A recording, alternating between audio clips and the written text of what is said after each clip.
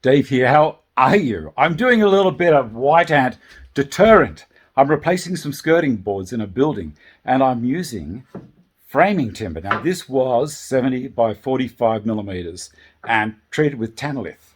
So that stops the little fellows come in. They smell that and they say, we've got better things to eat elsewhere.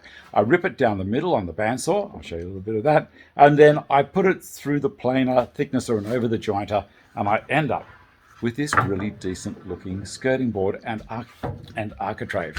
Now the thing is, you've got to select your sticks of wood well before you start doing this, because sometimes there are knots that go almost all the way through and you want straight as possible.